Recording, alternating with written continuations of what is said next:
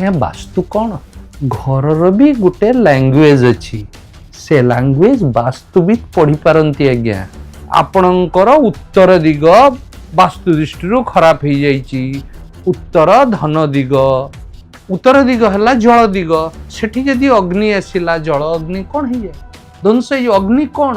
Cash flow. ନମସ୍କାର, ମୁଁ ଜ୍ୟୋତିର୍ବିଦ ବିବୁଧାନନ୍ଦ ଶତପଥୀ।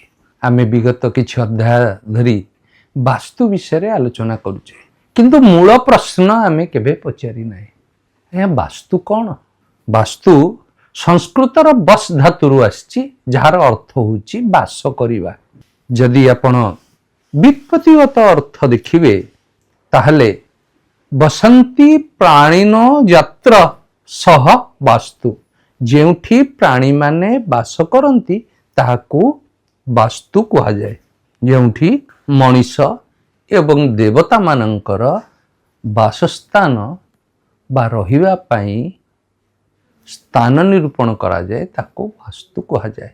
ବାସ୍ତୁ ହେଉଛି ପ୍ରକୃତିରେ ଯେଉଁ ପଞ୍ଚମହାଭୂତ ଅଛି ଏବଂ ଅଷ୍ଟ ଦିଗପାଳ ଅଛନ୍ତି, ପଞ୍ଚମହାଭୂତ ଏବଂ ଅଷ୍ଟ ଦିଗପାଳଙ୍କର ଶକ୍ତିକୁ ଏକତ୍ରିତ କରି ଗୃହ ନିର୍ମାଣ କରିବାର ଯେଉଁ ପବିତ୍ର ବିଜ୍ଞାନ, ତାକୁ କୁହାଯାଏ ବାସ୍ତୁଶାସ୍ତ୍ର। କିନ୍ତୁ ସମୟକ୍ରମେ ସେ ଅଷ୍ଟ ଦିଗପାଳ ସହ 16 ଦିଗ ଏବଂ 32 ପ୍ରବେଶ ଦ୍ୱାରର ପବିତ୍ରତା ବି ଯୋଡ଼ା ଯାଇଛି। ଯେତେବେଳେ ବାସ୍ତୁ ଆପଣଙ୍କର ଜୀବନ ପାଇଁ ଅନୁକୂଳ ହୋଇଯାଇଥାଏ, ଜୀବନ ସଫଳତାର ଶୀର୍ଷକୁ ଛୁଏଁ। ତେଣୁ ବାସ୍ତୁକୁ କୁହାଯାଏ ଘରର ଭାଷା ବୁଝିପାରୁଥିବା ବିଜ୍ଞାନକୁ ବାସ୍ତୁ ବିଜ୍ଞାନ କୁହାଯାଏ। ଆଜ୍ଞା, ଘର ବି ଗୋଟେ ଭାଷା କହେ ଆଜ୍ଞା।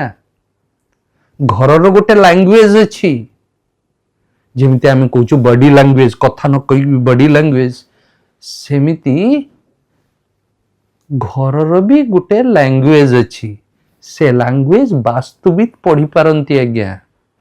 ଯେମିତି ଆପଣଙ୍କ ଘରକୁ ନ ଯାଇକି ମଧ୍ୟ ଆପଣଙ୍କର ଲକ୍ଷଣ ଦେଖି ସିଏ କହିପାରିବେ ଘରରେ ବାସ୍ତୁ ଦୋଷ କେଉଁଠି ଅଛି। ଯଦି ଆପଣଙ୍କ ଘରେ କନ୍ୟା ସନ୍ତାନ ନାହାନ୍ତି ବା କନ୍ୟା ସନ୍ତାନର ଅସୁବିଧା ହେଉଛି ବା କନ୍ୟା, ଭଉଣୀ, ପିଇସି ଏମାନଙ୍କର ସାମାଜିକ ସ୍ଥିତି ଭଲ ନାହିଁ, ସେମାନଙ୍କ ସହିତ ସମ୍ପର୍କ ଭଲ ନାହିଁ, ତାହେଲେ ଜାଣିବେ ଆପଣଙ୍କର ବୁଧ ଖରାପ ଜାତକରେ। ଆପଣଙ୍କର ଉତ୍ତର ଦିଗ ବାସ୍ତୁ ଦୃଷ୍ଟିରୁ ଖରାପ ହେଇଯାଇଛି। ଉତ୍ତର ଧନ ଦିଗ, ଉତ୍ତର ସୁଯୋଗର ଦିଗ। ତେଣୁ ଧନ ଆଉ ସୁଯୋଗ ହାନି ହେଇଯିବ। ତେଣୁ ବାସ୍ତୁବିତ୍ ଆପଣଙ୍କ ଘରକୁ ଦେଖି ଘରର ଭାଷା ବୁଝିଯିବେ। ଯଦି ଘରେ ଉତ୍ତର ଦିଗକୁ ପ୍ରଭାବିତ ହେଇଯାଇଛି, ଯଥା ସେଠି ଟଏଲେଟ ଅଛି, ଯଥା ସେଠି ଆପଣଙ୍କର କିଚେନ ଅଛି, ଅଗ୍ନି, ଉତ୍ତର ଦିଗ ହେଲା ଜଳ ଦିଗ, ସେଠି ଯଦି ଅଗ୍ନି ଆସିଲା, ଜଳ ଅଗ୍ନି କ'ଣ ହେଇଯାଏ? ଧ୍ୱଂସ ହେଇଯିବ। ଅଗ୍ନି କ'ଣ? Cash flow. ସେ ଘରେ ଅର୍ଥ ରହିବନି, ଧନ ଦିଗ ମାଡ଼ ଖାଇଯିବ, ସୁଯୋଗ ଆସିବ ନାହିଁ।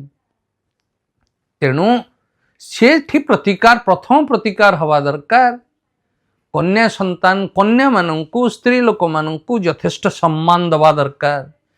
ଭଉଣୀ, ଝିଅ, ପିଇସି, ମାଉସୀ ଏମାନଙ୍କୁ ଭଲ ବ୍ୟବହାର କରିବା ଦରକାର। ସମ୍ମାନ, ଯଥାଚିତ ସମ୍ମାନ ଦେବା ଦରକାର ବୁଧକୁ ଆପଣଙ୍କର ଶକ୍ତିଶାଳୀ କରିବା ପାଇଁ।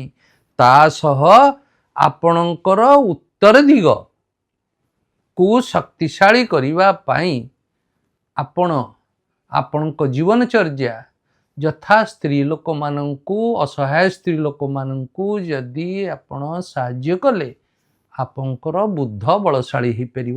ତାହେଲେ ବୁଝନ୍ତୁ ଯେ ଘରର ଭାଷା ବୁଝୁଥିବା ବିଜ୍ଞାନ ହେଉଛି ବସ୍ତୁ ବିଜ୍ଞାନ। ସେଇଥିପାଇଁ କୁହାଯାଏ ଭାବନାରୁ ଭବନ, ଭବନରୁ ଭାବନା। ଆପଣଙ୍କର ଭାବନା ଆପଣଙ୍କୁ ଭବନ ଦେବ, ଘର ଦେବ। ଆପଣଙ୍କ ଘର ବି ଆପଣଙ୍କ ଭାବନାକୁ ଠିକ କରିଦେବ। ଯଦି ଆପଣଙ୍କ ବାସ୍ତୁ ठीक अच्छी ताहले आपंक महादशा अंतर्दशा थिबा कुप्रभाव को भी वास्तु न्यूट्रालाइज करदब। तेणु बुझंतु केते पावरफुल ए विचार। तेणु वास्तु गोटे छोटिया कथा नुह। जड़े एवं जड़े व्यक्ति आसते मो पाखु सी को कहले आज्ञा मोर गोटे भाई किडनी फेलुअर रे चलीगला। मुझे तीन टा कथा कहली। मु कहली तुम घर को जीवा दरकार नहीं। मु कहि पारुची तमर घरर साउथ वेस्ट निश्चित भावे एफ्लिक्टेड होइकी अछि एवं दूषित होइकी अछि एवं तमर नॉर्थ एफ्लिक्टेड एवं साउथ वेस्ट एफ्लिक्टेड। मते कुह तमर दक्षिण पश्चिम दिग एफ्लिक्टेड कि नुह? दक्षिण पश्चिम दिग ढालुआ होइछि ना नहीं, नीच हो जाइछि ना नहीं, सेठी जलतत्वर संपर्क अछि ना नहीं। तमर उत्तर दिगरे टॉयलेट थाई पारे बा किचन थाई पारे। उत्तर पूर्व दिग निश्चित भावे तमर दूषित होइकी थिबो, सेठी टॉयलेट थिबो बा आपंकर सुरेज पिट थिबो। जहाँ सी कहले हाँ आज्ञा एवं तांको घर को गली एवं देखिली मध्य से उत्तर दिग उत्तर पूर्व दिग एफ्लिक्टेड होइकी अछि। तेणु तांको घरे झियो नाहंती। दक्षिण पश्चिम एफ्लिक्टेड गोटे पुओ अछि सेति चिंतित अछंती। दक्षिण पश्चिम दिग दक्षिण दिगरे तांकर गोटे पोखरी अछि। तो वास्तु गड़बड़ हो गला ना आज्ञा। तेणु वास्तु को बुझिबा पई तार भाषा को बुझिबा दरकार। फलतः वास्तु आउ ज्योतिष भितर संपर्क गढ़ी हब एवं वास्तु ठीक हो पार। अति संक्षेप रे कहले जदि भाषातात्विक अर्थ रे कुआ जाए बा इटोमोलॉजिकल सेंस रे कुआ जाए वास्तु बस धातु आसी जहाँ बास करिबा। जदि तार आमे देखिबा क्लासिकल मीनिंग ताहले पंचभूत दिगपाल एवं वास्तु पुरुष को आधार करिकी जदि आमर जो पारंपरिक स्थापत्य विज्ञान आधार रे जे गृह निर्माण होता है तो कह जाए वास्तु। तापरे व्यवहारिक ज्ञान दृष्टि देखिले सूर्यालोक वायु चलाचल और सकारात्मक ऊर्जा माध्यम रे रहिवार स्थान को स्वास्थ्यकर एवं समृद्ध करिवार जेउ स्थापत्य कला ताकू वास्तु विज्ञान कह जाए। ये वास्तु विज्ञान जदि आमे देखिबा प्रोपाउंडर से होचंती विश्वकर्मा जहाँ को देवगुरु कह जाए। या उत्तर भारत एवं मध्य भारत रे विश्वकर्मा को नहीं ये वास्तु विज्ञान परिपुष्ट होइछि। विश्वकर्मा प्रकाश तांकर श्रेष्ठ कृति। जदि आमे दक्षिण दिग को जीवा भारतर दक्षिण अंचल को जीवा द्राविड़ को जीवा ताहले आमे बुझिबा मयन बा मय बा मायासुर मया दानव तांकर जो स्थापत्य कला ताकू नेइकिरी सेठी वास्तुकला परिपुष्ट। पुणी क्लासिकल टेक्स्ट विचार रे ए जो वास्तु कथा आसुची वास्तुर आदि प्रवक्ता 18 जन अछंती।